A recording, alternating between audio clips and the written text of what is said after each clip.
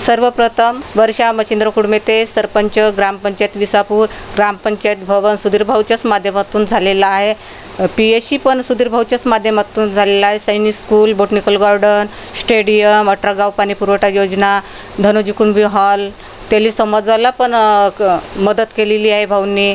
तलाव पण मी सर्व महिलांना तथा युवकांना आवाहन करते की आपल्या गावाच्या विकासासाठी सुधीर भाऊ मुनगंटीवार यांनाच विजयी करा।